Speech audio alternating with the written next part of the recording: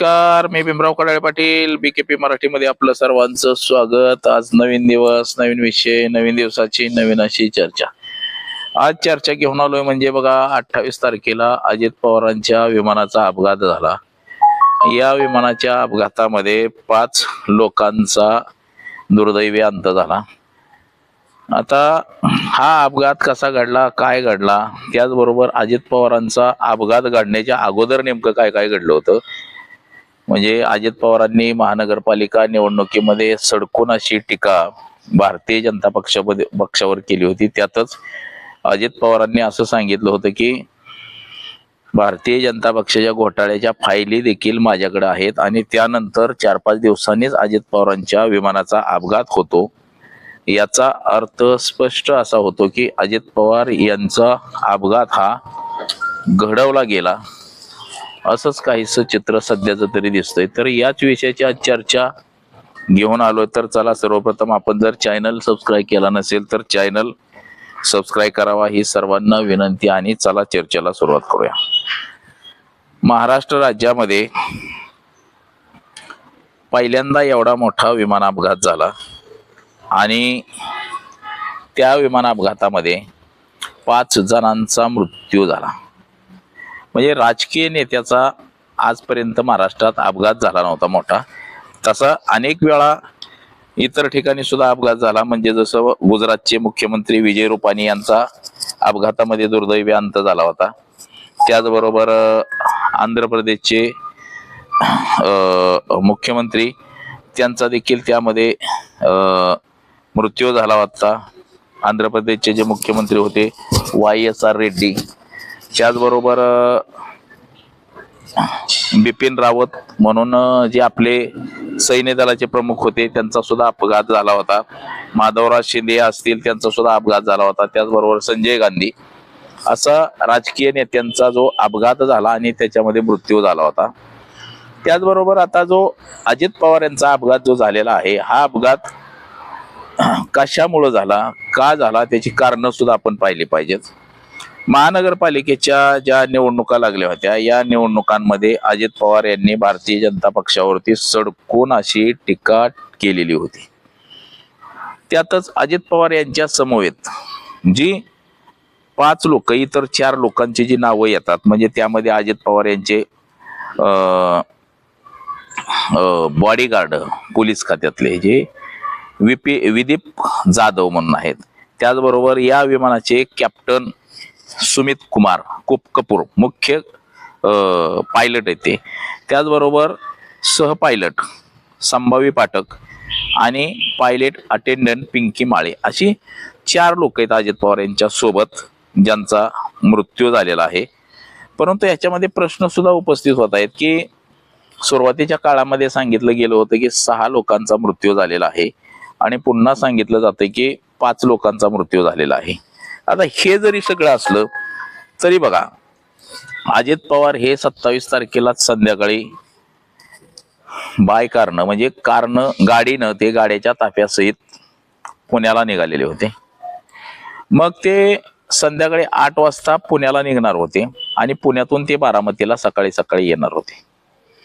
तर असं काय कारण झालं की अजित पवार यांना थांबावं लागलं? तर अजित पवार यांचा जर फोन कॉल्स जर रेकॉर्ड जर आपण तपासलो, आता हे सरकार तपासणार नाही, परंतु फोन रेकॉर्ड जर तपासलं तर त्याच्यामध्ये आपल्याला बरंचसं काही सत्य बाहेर येईल.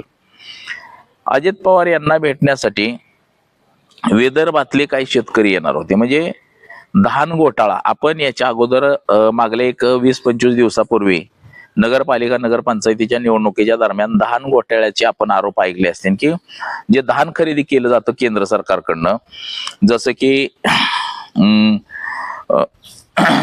तूर खरेदी केली जाते, सोयाबीन खरेदी केलं जातं, कपाशी खरेदी केली जातं, उडीद खरेदी केलं जातं, हे केंद्र सरकारकडनं खरेदी केली जाते, धान खरेदी केंद्र आणि राज्य सरकार.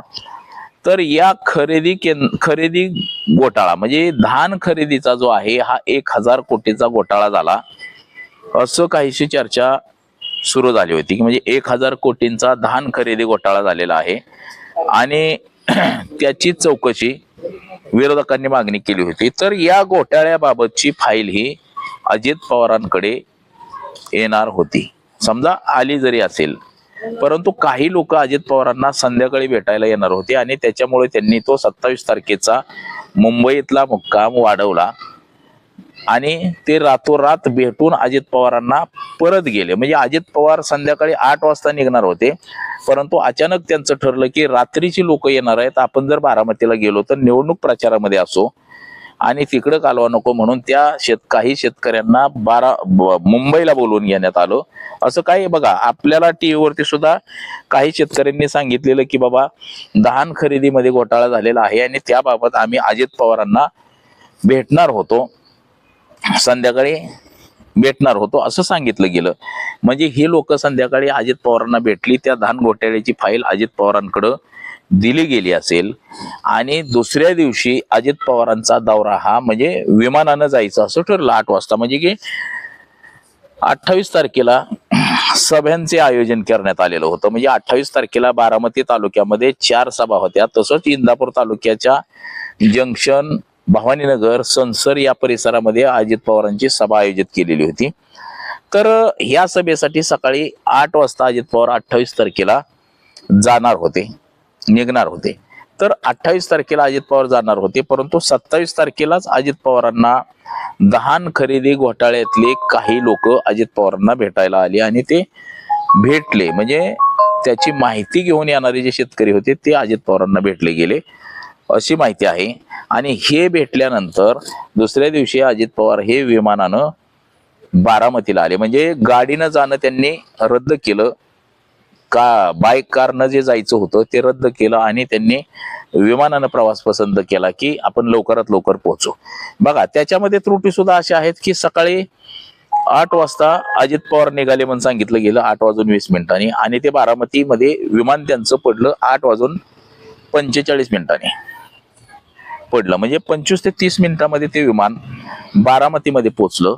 आणि तो अपघात कसा झाला, काय झालं हे आपण पाहिलं की सुरुवातीच्या काळात सांगितलं जात होतं की धुकं होतं आणि त्या धुक्यामध्ये विमानाच्या त्या पायलटला काही दिसलं नाही आणि त्याच्यामुळे ते विमान पडलं असं सांगितलं गेलं. परंतु जो दुसरा सीसीटीव्ही समोर आलेला होता त्या सीसीटीव्ही मध्ये विमान एकदम असं कललेलं आपल्याला दिसतंय. म्हणजे एकदम पालतं झालं, त्याचा बॅलन्स गेला आणि बॅलन्स गेल्यानंतर त्या विमानाचा अपघात झाला. आता हा अपघात झाला, त्याचा ब्लॅक बॉक्स सापडला. त्या ब्लॅक बॉक्स मधून जी माहिती आहे ती आता सार्वजनिक सरकारने अजून तरी केलेली नाही. जोपर्यंत ती माहिती सार्वजनिक होत नाही तोपर्यंत नेमका अपघात कसा झाला हे सुद्धा कळून येणार नाही. कारण की विमान किती जरी जळालं तरी तो ब्लॅक बॉक्स जळत नाही, कारण तो ब्लॅक बॉक्स हा एक विशिष्ट प्रकारच्या धातूनं बनवलेला असतो.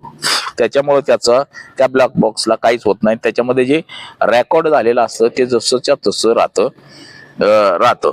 तर आता याच्यामध्ये सुद्धा बऱ्याचशा त्रुटी आहेत की बाबा 5 माणसं गेली म्हणून सांगितलं, सुरुवातीला सांगितलं 6 गेली, पुन्हा सांगितलं 5 गेली. आता हा विषय तर सपशेल बाजूला राहिला. परंतु ज्या महानगरपालिकेच्या निवडणुका लागल्या होत्या, म्हणजे पुणे महापालिका आणि पिंपरी चिंचवड महापालिकेच्या निवडणुका लागल्या आणि ह्या निवडणुका दोन्ही पक्ष आपापल्या स्तरावरती निवडणुका लढवणार होते. तशी ती लढवले एकमेकाच्या विरोधात. म्हणजे भारतीय जनता पक्ष आणि राष्ट्रवादी काँग्रेस ह्या दोन्ही पक्षानं एकमेकाच्या विरोधात निवडणुका लढवल्या. आता ह्या निवडणुका लढवत असताना राष्ट्रवादी काँग्रेस म्हणजे अजित पवारांचा जो बालेकिल्ला आहे पुणे आणि पश्चिम महाराष्ट्र, तर ह्या पुणे जिल्ह्यातल्या पिंपरी चिंचवड आणि पुणे महापालिका ही सर्वात महत्वाची होती. ही महापालिका जिंकणं हे त्यांना अतिशय गरजेचं होतं. या महापालिकेच्या निवडणुकांमध्ये आपण पाहिलं असेल की कशा पद्धतीनं भ्रष्टाचाराचे आरोप एकमेकावरती झाले. म्हणजे अजित पवार यांनी भाजपवरती सडकून टीका केली, भ्रष्टाचाराचे आरोप केले आणि आरोप झाल्यानं केले आणि हे आरोप काहीसे भाजपच्या जिवारी लागले. पत्रकारांनी अजित पवारांना विचारलं की तुमच्यावरती 72,000 कोटींचा भ्रष्टाचाराचा आरोप आहे. त्यांनी त्याला सपशेल असं उत्तर दिलं की ज्या लोकांनी माझ्यावरती आरोप केले म्हणजेच देवेंद्र फडणवीस, भारतीय जनता पक्ष, ट्रकभर पुरावे, बैलगाडीभर पुरावे हे घेऊन माझ्या विरोधात संसदेमध्ये आले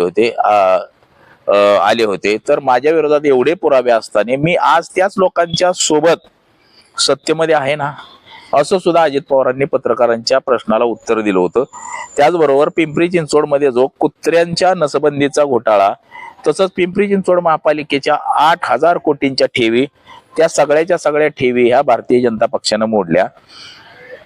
त्यावर सुद्धा अजित पवारांनी भाष्य केलं की ठेवी सुद्धा मोडल्या, कुत्र्यांच्या नसबंदीमध्ये घोटाळा, बऱ्याच कामांचं उदाहरण दिलं, त्यामध्ये सुद्धा घोटाळा. तसंच पुणे महापालिकेनं सुद्धा जे घोटाळे केले, पुणे महापालिकेमध्ये जो भ्रष्टाचार झाला त्यावरती सुद्धा अजित पवार यांनी सडेतोड आणि परखड असं भाष्य केलं. आणि बघा, भारतीय जनता पक्षाच्या वळचणीला गेलेल्या एकाही नेत्यानं भारतीय जनता पक्षावरती भ्रष्टाचाराचे आरोप केलेले नाहीत. आजवरच्या इतिहासामध्ये भाजपवरती कुणीही भ्रष्टाचाराचे आरोप केलेले नाहीत. आता विरोधक असेल तर एखादा ठीक आहे बाबा, तो विरोधातच आहे, तो आरोप करणारच आहे. विरोधातल्या माणसानं आरोप केले तर काय नाही, पण भाजपच्या बाजूला गेलेल्या माणसानं जर भाजपवरती आरोप केले तर मात्र त्यांची गत जी आता अजित पवारांची झाली अशीच काहीशी होते. हे आपण अनेक याच्या पाठीमागच्या सुद्धा उदाहरणामध्ये बघितलेलं आहे. म्हणजे खरंच अजित पवार यांना भारतीय जनता पक्षावरती आरोप करणं हे नडलंय का? म्हणजे आरोप केल्यामुळंच अजित पवारांच्या विमानाचा अपघात झालाय का? म्हणजे आता लोकांना ह्या बाबतीत संशय सुद्धा बळवलेला आहे. लोकांचा संशय हा गडद झालेला आहे की बाबा खरंच अजित पवारांकडे अशा काय फायली होत्या का की त्यामुळं भारतीय जनता पक्ष अडचणीत येईल आणि त्यामुळंच त्या विमानाचा अपघात घडवून आणला गेलाय, असं सुद्धा सध्या जोरदार अशी चर्चा सुरू आहे की बाबा खरंच अजितदादांकडं अशा काहीतरी महत्वाच्या फायली होत्या की त्या फायलीमुळं भाजप अडचणीत येईल आणि म्हणूनच अजित पवार यांचा काटा काढायचा म्हणून त्या विमानाचा अपघात घडवून आणला की काय, अशी ही शक्यता निर्माण झालेली आहे मित्रांनो. आता तर एकंदरीत अजित पवार यांचं सडेतोड भाष्य, सडेतोड बोलणं, याच काही मुद्द्यांमुळं अजित पवारांच्या अडचणी वाढलेल्या होत्या की काय. म्हणजे अचानक बघा, या विमानाचे संध्याकाळी अजित पवारांनी बाय कार जाणं रद्द केलं 27 तारखेला. त्यानंतर विमान सांगितलं गेलं तर त्या विमानाचे जे संध्याकाळी ड्रायव्हर ठरले होते त्याचा जो मेमो आला होता तर ते ड्रायव्हर बदलण्यात आले. सकाळी मात्र दुसरे ड्रायव्हर देण्यात आले. का देण्यात आले तर ते ट्रॅफिक मध्ये अडकले म्हणून सांगितलं गेलं. आता सकाळी सकाळी मुंबईमध्ये कुठं ट्रॅफिक असणार आहे? पाट कुठंच ट्रॅफिक नसणार आहे सकाळी सकाळी. हा, ट्रॅफिक कधी 10च्या नंतर, 9-10च्या नंतर ट्रॅफिक होतं. आणि हे तर सकाळी 8 वाजता, म्हणजे त्या विमान चालकाला 7 वाजता तिथं यावं लागलं असेल, 6 वाजता दुटीवरती यावं लागले असेल, ते विमान चेक करावं लागलं असेल आणि त्यानंतरच त्याला ते विमान उडवावं लागलं असणार आहे. म्हणजे सकाळी सकाळी गर्दी नसणार आहे. परंतु हे जाणीवपूर्वक सांगितलं जातं की अजित पवार यांच्या विमानाचे ड्रायव्हर म्हणजे जो पायलट होता त्या पायलटला ट्रॅफिक मध्ये सापडल्यामुळं त्या दोन्ही पायलटला येता आलं नाही आणि हे नवीन पायलट देण्यात आले. म्हणजे अजित पवारांच्या अपघातावरती खरं पाहता फार मोठ्या अशा शंका उपस्थित झालेल्या आहेत. अजित पवारांचं विमान जळून खाक झालं, माणसं जळून खाक झाली, पण कागद मात्र जशाच तशी तिथं उपलब्ध राहिले. म्हणजे ह्याचा अर्थ की ह्याच्यावरती शंका घ्यायला जागा आहे. आणि असाच काहीशी शंका लोकांनी आता घेतलेली आहे की बाबा काय झालेलं, हे कसं काय झालेलं, म्हणजे असं लोकांना शंका निर्माण झालेली आहे की शंका निर्माण झालेली आहे. तर बघा, अजित पवार यांनी जे भाजपवरती भ्रष्टाचाराचे आरोप केले हेच कुठंतरी अजित पवारांच्या अडचणीचं कारण ठरलंय, असंच एकंदरीत आपल्याला तरी दिसतंय. तर आज एवढंच. माझा सहकारी कॅमेरामन अनिकेत समी, भीमराव कडाळे पाटील, BKP मराठी, इंदापूर, पुणे.